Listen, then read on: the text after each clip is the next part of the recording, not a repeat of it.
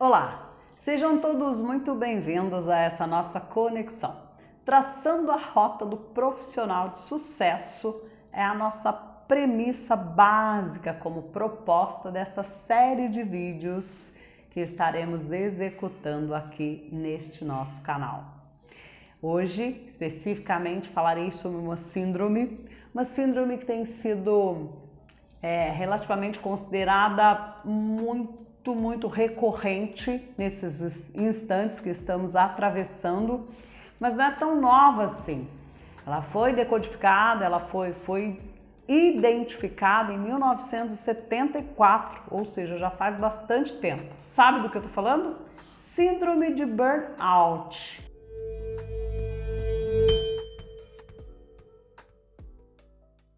Que na tradução ao pé da letra, burnout significa queimar-se a si próprio.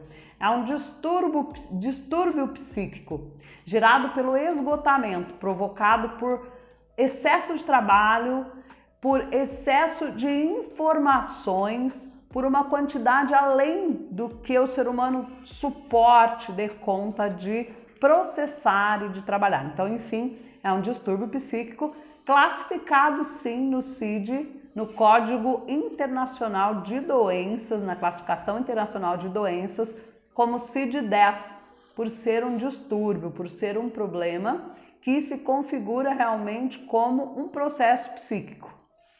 E aí, muito profundo que a gente consiga mergulhar nesse tema, mas antes disso eu quero me apresentar para você. Eu sou Sandra Santos, sou grafóloga, consultora empresarial, docente em inteligência emocional já há mais de 10 anos. Eu trabalho juntamente com uma sócia, a minha sócia Cilinha Vieira, que também é docente, também trabalha com grafologia e com consultoria empresarial. Temos verdadeira paixão pelo ser humano e isso nos coloca neste lugar de buscar cada vez mais informações para que possamos então desdobrar esse conhecimento a quem possa interessar. E eu tenho certeza que interessa para você que está aqui agora, conectado com esse nosso canal. E se você ainda não está inscrito aqui, se você é novo por aqui, inscreva-se nesse canal. É rapidinho, são 2 cliques, não demora nem 5 segundos. E, portanto, é importante também que você coloque o nosso ativador do sininho das notificações. E se está gostando desse conteúdo, deixe aqui um like para nós, porque assim o YouTube entende como relevante esse conteúdo para levar para outras pessoas. É uma síndrome caracterizada pelo esgotamento físico e emocional com excesso de trabalho. Mas o interessante é avaliarmos que não se trata apenas de excesso de trabalho desgastante. Sobretudo, um dos aspectos dessa síndrome, da síndrome de burnout, é exatamente quando a gente é apaixonado por aquilo que faz e não consegue parar, perde os limites. Nós sabemos que, inclusive, abrindo aqui uma brecha, uma janelinha para falar sobre isso, para a Organização Mundial de Saúde, uma pessoa saudável efetivamente tem um caminho aí neural para conseguir ser uma pessoa feliz, ou seja, uma pessoa feliz é uma pessoa que esteja saudável nas mais variadas áreas, na área familiar, afetiva, financeira, profissional, intelectual, na sua área de valores ou área espiritual, física e social. Portanto, nós somos esse conjunto de situações e de realizações, não somente a área profissional. Então, em determinadas situações, essa síndrome, a síndrome de burnout, ela aparece quando as pessoas são apaixonadas por aquilo que fazem e não conseguem parar. Aí o esgotamento físico, ele se amplia muito e também um descuido, eu diria, no foco, porque fica realmente só focado na área profissional em si. Isso gera, sem dúvida nenhuma, essa característica de esgotamento. Outro aspecto importante também a ser privilegiado aqui, a ser pontuado, é que também é comum às pessoas que têm uma obsessão no sentido de perfeccionismo. Pessoas que gostam realmente, buscam a excelência. Então vejo que são situações que nem sempre podem ser consideradas como negativas, mas que nos levam a um resultado negativo. Então, o excesso de cuidado, o excesso de zelo na busca, sobretudo nessa questão da busca da excelência, faz com que a pessoa seja então aí acometida por essa síndrome, que se torna então um desequilíbrio total psíquico. Em alguns casos, lançando mão até mesmo de funções medicamentosas. Então é importante que você identifique quais são os pontos, de repente, de um comportamento excessivo vinculado ao estresse, ao trabalho e ao esgotamento físico e mental, esgotamento emocional e também físico, te levando a esse resultado que pode ser efetivamente muito, muito negativo. Burnout significa queimar-se a si próprio. Olha só, pesado, né? Se avaliarmos bem, é de profunda intensidade o que isso é capaz de trazer como prejuízo para a nossa saúde. Porque, veja bem, entre as reações manifestas por uma pessoa que tem aí essa síndrome, que tem manifestado consigo mesmo essa síndrome, estão ansiedade, perda do sono ou excesso de sono, taxa de estresse elevada, oscilações de humor, crises de raiva ou mesmo de angústias, conduzindo ao aspecto até depressivo ou de angústia crônica, que conduzirá à depressão, isolamento. E aí a pessoa naturalmente, ela simplesmente não consegue focar, ela fica como se desligada, deslocada do ambiente presente, dificuldade de se manter no momento presente e principalmente um aspecto muito forte, que é a questão da autodepreciação, quando a pessoa ela se acha menor, ela se acha inferior nesse ou naquele aspecto. Então percebam que dentro desse aspecto do comportamento humano, daquelas características que talvez você já traga aí como características presentes na sua personalidade, e algumas delas são passíveis de observação para compreensão, é muito profundo, muito dedicado a um cuidado especial que você realmente pare para observar. De novo, a gente dá uma volta ao mundo para chegar no autoconhecimento. Realmente o autoconhecimento, ele coloca você de frente para esse universo. Por exemplo, se avaliarmos aquele comportamento mais sistemático, aquele comportamento no qual a gente acha que somente nós somos capazes de fazer isso ou aquilo com excelência. Então, muitas vezes, a gente tem uma dificuldade enorme em parar e o que acontece é que a vida vem e nos para. Através de uma comorbidade, através de uma doença, através de uma patologia, uma pré-patologia, que é aquilo que não foi completamente instalado ainda, mas que vai sim trazer um problemão. Então, podemos observar como mudança de hábito, mudança de comportamento. Tudo o que fazemos na vida, tudo o que executamos, da forma como eu pego na caneta, a maneira como eu observo uma lupa, para tudo o que fazemos, pentear o cabelo, andar, falar, para tudo, existe um programinha dentro de nós. Isso feito repetidas vezes são os hábitos. E sim, nós teremos um monte de hábitos, vários hábitos ao longo do nosso dia, hábitos repetitivos. Aquela maneira, você já parou para perceber que só você segura o copo ou segura a xícara de uma mesma maneira e sempre faz isso de uma maneira igual? Pois é, são frutos desses programinhas e nós somos sim escravos dos hábitos, ou seja, nós vamos repetir hábitos ao longo do nosso dia por várias vezes. O importante é que consigamos desenvolver hábitos saudáveis. Aspectos que acabaram tendo aí durante essa fase de mudança que nós estamos globalmente atravessando, essa fase para ficar mais quieto dentro de casa, essa fase para promovermos o isolamento, né? O estado de ficar mais conosco mesmos, o que trouxe para algumas pessoas algumas atitudes, alguns comportamentos, hábitos fugidios. O que são esses hábitos? Para não parar para refletir ou para pensar sobre mim mesmo ou sobre os meus próprios processos, eu vou talvez dormir demais, talvez dormir de menos, ficar no celular além da conta, talvez desenvolver hábitos de bebidas em excesso, comidas em excesso, enfim, sedentarismos e tudo mais. E aí é importante que nós observemos como estamos desenvolvendo os nossos hábitos. Porque da mesma maneira que essa síndrome de burnout, ela pode nos acometer, ela pode nos pegar pelos aspectos comportamentais. Igualmente, com comportamento podemos minimizar o quadro. Não estou aqui descaracterizando intervenção medicamentosa, longe de mim. Porém, em alguns momentos, determinados hábitos podem nos conduzir para o caminho do equilíbrio. Um deles, por exemplo, tem sido muito preconizado pelos estudiosos de comportamento humano como um dos caminhos aí do equilíbrio, a meditação. Então, você parar alguns minutos para meditar. Ah, Sandra Santos, você está falando isso, mas você não conhece a minha mente. A minha mente parece um macaquinho, ela não para, ela é agitadíssima. Ok, seja muito bem-vindo, todo mundo. A minha também não é diferente. Porém, o importante é que a partir do momento que eu pare para meditar, eu não fique brigando com os pensamentos. Então eu parei, respirei profundamente, vem aquele pensamento e eu digo assim, ok, obrigada por estar aqui. E ele vai embora, desde que eu não brigue, desde que eu não resista a esse ou aquele comportamento da minha mente, que vai ficar aí pulando igual um macaquinho, como eu falei. Um dos aspectos é esse. Existem também as meditações ativas.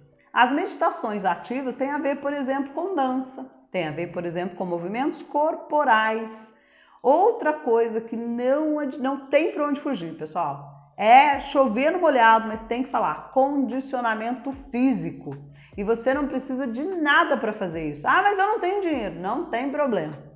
Não tem problema. Para fazer caminhada você não precisa ter dinheiro. Ah, mas nós estamos no momento de isolamento, eu não quero ir para a rua, não quero me expor. Não tem problema. Pegue uma cadeira, lance mão de um tapetinho, de um tatame, uma toalha de banho na sua casa. Deite sobre ela e faça movimentos, faça exercícios. Coloque uma música e dance. Sandra Santos, mas eu sou desengonçada, eu não sei dançar. Não tem problema de novo, pode só mexer o corpo. Enfim, estou provocando aqui alguns comportamentos que podem ajudar você. Sem dúvida nenhuma, um cuidado maior gerando autocuidado, sabendo de onde vem esse elemento de autocomparação, que às vezes é tão forte, no qual eu me comparo com o outro e me descaracterizo, achando que sempre os outros estão melhores que eu, neste ou naquele aspecto. Essa situação de observar o como podemos então viver melhor, trazer mais saúde para a nossa trajetória. São muitas as profissões, e sobretudo hoje em dia, que estão aí reféns, que acabam recebendo o reflexo do burnout, né? O reflexo dessa síndrome. A classe, por exemplo, dos professores. Então, o corpo de professores, o corpo docente, normalmente precisa executar uma quantidade enorme de horas para ter um bom resultado financeiro, nessa ou naquela situação. E aí, naturalmente, as pessoas precisam executar isso com uma quantidade de tempo maior, porque vai tempo em preparar uma aula, em estudar para ministrar uma aula, em montar a estrutura de uma aula, em organizar isso, inclusive virtualmente é a mesma coisa. As condições, o desgastes aí para professores, principalmente a galera entre 45 a 60 anos que teve que se moldar ao universo virtual. Tamanho de desgaste que isso trouxe. Nós não nascemos aí, não somos da era onde os meninos hoje já nascem com chip, né? Já nascem mexendo no computador, já nascem mexendo nas redes sociais. O pessoal um pouco mais veterano não tem isso, quer dizer, teve que se adaptar. E aí isso também é motivo de desgaste. Isso também é motivo de um processo extremamente desgastante. Então, professores, advogados, que pegam uma quantidade enorme de processos, policiais, que lidam, sobretudo, com estado de estresse muito alto do outro, de ter que ajudar. Muitas vezes ter forças para dar para alguém, quando você mesmo não a tem para si. E em especial, quero trazer aqui para vocês o pessoal da área de saúde. Na área de saúde mental e da área de saúde mesmo, saúde física agora. Como tem sido complicado isso, porque é um quadro onde nós temos socialmente, globalmente, uma ampliação muito maior, com recursos escassos, com necessidade de aculturação. Então, essa questão de aculturar para que cada um se cuide, para que as pessoas não cheguem tão desgastados, tão angustiosamente detonados numa clínica médica. E aí os profissionais têm tido muito problema com isso. Então, particularmente conheço uma quantidade imensurável de colegas da área de enfermagem, da área médica, da área de atendimento logístico também na medicina, que estão aí com essa síndrome de uma maneira profunda. A percepção inicial, como sempre, passa, como eu disse, pelo autoconhecimento. O momento de você começar a se observar. Está manifestando esse tipo de comportamento? Insônia, oscilações, a gente sabe que a necessidade de sono para o organismo mantém a nossa sanidade.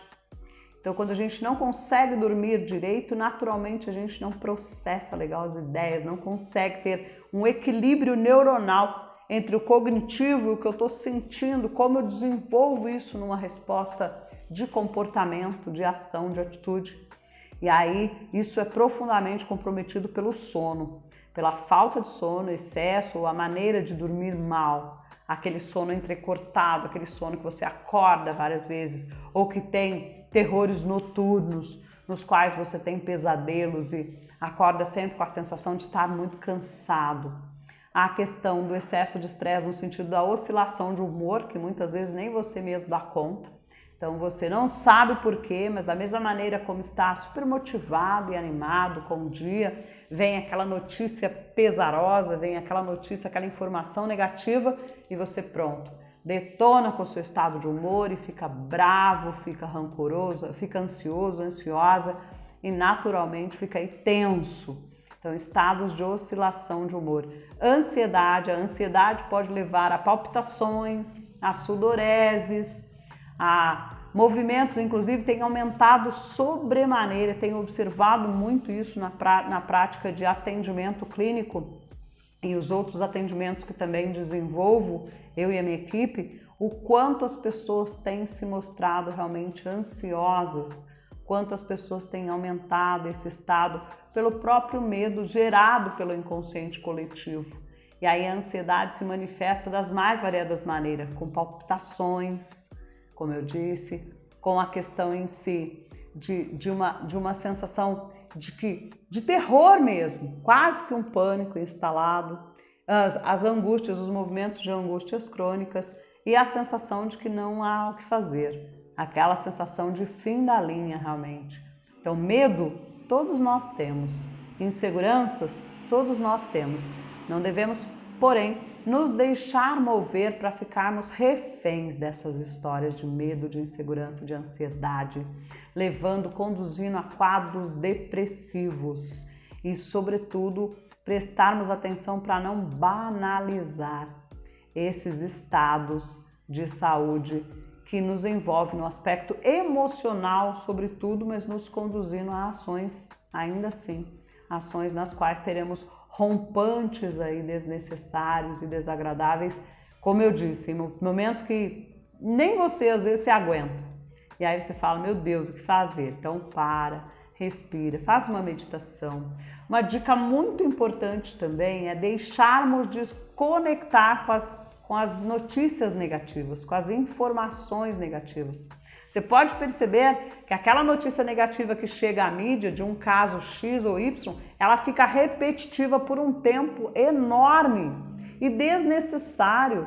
E aí, a mesma notícia ruim que você viu no jornal das 6 horas da manhã, você viu no jornal das 8 da manhã, depois do meio-dia, depois das 2 da tarde, depois da noite, e vai dormir com aquela informação. E quando perguntamos às pessoas, nossa, mas por que você fica assistindo isso? Aí eu preciso ficar informado, é o que responde. E não, na verdade você vai ficar deformado, destruído, se você continuar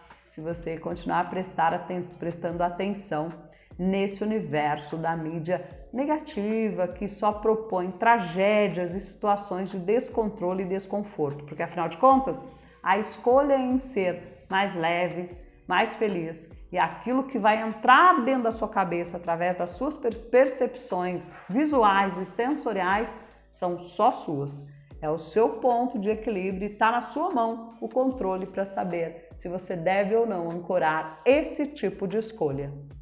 E talvez você esteja aí se perguntando como uma forma de prevenção, uma forma de observar antes mesmo que o problema surja, antes que ele aconteça como um quadro devidamente instalado. A melhor maneira é a observação. Quando eu auto-observo, porque em determinadas situações, inclusive, eu tenho uma dificuldade em levar, por exemplo, para o RH. Ah, mas se eu levar para o RH da minha empresa, será que isso vai causar problema? Porém, não tem como. Naturalmente você vai manifestar e as pessoas vão perceber. Como isso é perceptível? Através do seu estado exagerado de estresse, o teu comportamento excessivamente vinculado ao uso, por exemplo, dos excitantes, né? Quero ficar mais ligado, então cafezinho toda hora, e bebida, estimulantes, energéticos, cigarros, enfim, situações que vão te levar a um agravamento ainda maior do quadro. E aí a maneira como autoobservação, de novo a gente vai para o autoconhecimento. Nesse quesito é importante que a gente lance mão de ferramentas potentes do autoconhecimento. Estou aqui também para falar sobre a grafologia, ou seja, grafologia é a ciência da escrita. É um movimento que gera autoconhecimento de uma forma clara, de uma forma transparente, de uma forma efetivamente rápida. Então você tem como mergulhar em detalhes para perceber o seu grau de ansiedade, se tem sido manifestado, de encolhimento, o contrário disso, né? Quando você vai querendo ficar sozinho, isolamento crônico, tudo isso dentro de uma taxa de normalidade, tranquilo, pessoal. Então, tem momentos em que eu sou do tipo introvertido. Então, é momentos que eu preciso ficar mais quieto comigo mesmo e tá tudo bem. O problema é reincidir isso muitas vezes e gerar um ostracismo, um isolamento crônico, e aí não tá legal.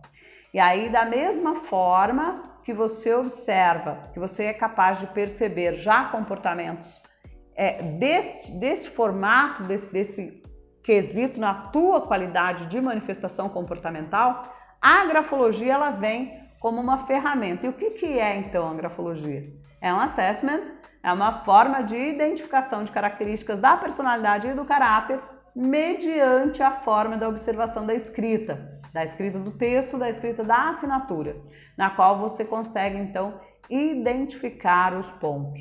E é lógico, você conseguindo previamente identificar, você consegue naturalmente, previamente antever e não deixar que aconteça.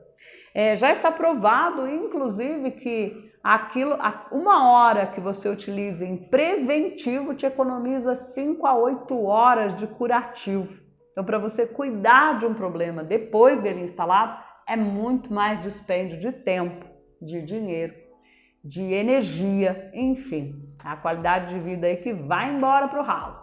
Então veja bem, as maneiras de observar esses estágios, não só do burnout, mas como também outras comorbidades, outras situações de estresse ou de perda efetiva na qualidade de vida, está ligado, antes de mais nada, aos seus comportamentos. Eu só consigo saber como uma pessoa pensa a partir daquilo que ela me fala, a partir da maneira como ela comunica, a partir da maneira como ela desenvolve aí a sua exposição do que está dentro da cabeça dela. O que vai na cabeça da pessoa, somente ela pode saber. Então, a forma de manifestar via assessments, via busca de autoconhecimento, a grafologia é um dos patamares, sendo que tem também a observação mediante você buscar um profissional de psicoterapia, de terapias integrativas, um psiquiatra, para que você consiga então identificar, já que talvez você já esteja manifestando esse tipo de comportamento, que também é muito comum, além dessas profissões que eu já citei aqui, em altos executivos. Quanto maior a sua responsabilidade, quanto maior o teu grau de cobrança e de autocobrança, naturalmente maior vai ser o teu resultado. E, sem dúvida alguma, se eu sei que um comportamento mais sistemático, um comportamento mais voltado a excessos de perfeccionismo e a inflexibilidades podem me conduzir a um resultado negativo, eu vou buscar outros. Então, isso é muito importante. Vou privilegiar aqui a questão do sono, da importância da qualidade de sono, e para isso é fundamentalmente importante que você também desenvolva alguns hábitos. Por exemplo, o LEDzinho do celular, aquela luzinha azul, aquela luzinha branca, aparentemente completamente inofensiva, não é. Ela te coloca assim num comprometimento da qualidade de sono. A melanina, esse predispositivo hormonal que nós liberamos a partir do momento do sono, ele só se propaga efetivamente no escuro total. Então, principalmente para adolescentes ou para crianças em fase de crescimento, é muito importante que tenha uma boa qualidade de sono. Então, de preferência, não levar o celular para ficar pertinho de você na cama, na cabeceira. Ah, Sandra Santos, mas sabe o que é? Eu tenho que acordar e o meu despertador é o celular. Ok, eu estou aqui para te dizer que existem lojas baratinhas pela cidade toda que te oferecem despertadores pequenininhos, até muito simpáticos, bonitinhos, por menos de R$10, por menos de até de R$5, com uma capacidade de te acordar da mesma maneira. Para a maioria das pessoas não é isso, são desculpas de hábitos que nós vamos incorporando. Eu costumo dizer que esse universo virtual, digital, traz muitos benefícios. Inclusive isso aqui que nós estamos fazendo agora. E aí, se você ainda não é inscrito em nosso canal, vem para cá. Faz a tua inscrição, principalmente se você estiver gostando do conteúdo, e aproveita, deixa um like pra gente, deixa um joinha e ative também os sininhos de notificações. Então, esse aqui é um movimento que há 20 anos atrás, por exemplo, nós não imaginaríamos que seria dessa forma. Eu tenho, por exemplo, uma filha que mora na Europa e converso com ela à distância, quase que em tempo real, sim, né? Ela no fuso horário de lá e eu no fuso horário aqui do Brasil, mas podendo um olhar para o outro através de vídeos, de videochamadas. Isso é muito legal, isso é muito rico, é muito positivo. Um dos benefícios que foram trazidos aí pelo universo virtual. A aceleração e a capacidade de nos informarmos, de mantermos o nosso estado cognitivo cada vez mais em elevação, nos atualizando em todos os momentos, todas as áreas, também é positivo. Porém, aspectos negativos nós não temos nem ideia do quanto pagaremos por essa conta. Porque hoje, cada vez menos, aí novinho, crianças novinhas já com celulares na mão, os problemas motores, os problemas motrizes, nem sempre pai, mãe, orientador e educador consegue acompanhar o que o filho está assistindo, é outro ponto importante também, que futuramente terá um prejuízo absurdo. Então, observarmos os pontos positivos, ok, porém ficarmos reféns dos pontos negativos. E eu estou aqui para dizer, é terrível, e estou aqui para dizer, inclusive, que gera vício. Muitas pessoas não conseguem ficar sem o celular. É como se fosse cabeça, tronco, membro e celular, hoje integrado ao nosso físico. E não é. Só de pensar que há tempos atrás vivíamos perfeitamente sem isso. Outra coisa também é o comprometimento relacional, em que as pessoas às vezes estão uma do lado da outra conversando via mensagem, ou via envio de conexões uns com os outros como chamadas, sendo que poderiam perfeitamente olhar no olho e estar presente ali. Então, dicas importantes, esse cuidado com o sono. Então, que horário você vai dormir, que horário você vai deitar, que horário você acorda, isso vai trazer para você um resultado positivo ou negativo de acordo com o hábito que tiver desenvolvido. Então, autoobservação, autoconhecimento, relativização. Bem, eu preciso observar que antes eu não tinha esse comportamento, agora eu estou manifestando esse comportamento. Que mudança é essa? Né? Para as mulheres é aquele estágio que parece que eu fico 30 dias de TPM, com uma oscilação de humor terrível. Essa oscilação pode ser reflexo aí de alguma comorbidade aparecendo, inclusive a síndrome de burnout. E aí, o que fazer? O que fazer? Antes de mais nada, se desconectar. A hora que eu não estou trabalhando, eu não estou trabalhando. Ok, desconexão, busca de lazer, relaxamento, condicionamento físico, mudança para hábitos mais saudáveis, geração de centramento, estar em si próprio na hora que você está mesmo. E aí algumas amigas, algumas pessoas têm me dito assim, olha, em algumas situações meu filho reclama que eu não estou ali, mas eu estou com ele o tempo todo. Mas será que está mesmo? Ou você fica com seu filho ou com sua filha sem tempo de qualidade. Você fica ao mesmo tempo dividindo a sua atenção com a conexão no celular. Enfim, isso é assunto para outra conexão, para outro vídeo. E eu gostaria que você ficasse atento à sua qualidade de vida. A síndrome de burnout é sério, não é brincadeira. Realmente é um processo patológico. E aí, sem dúvida nenhuma, você pode conhecer disso através dessa busca do autoconhecimento. Qual o maior benefício de identificar esse foco?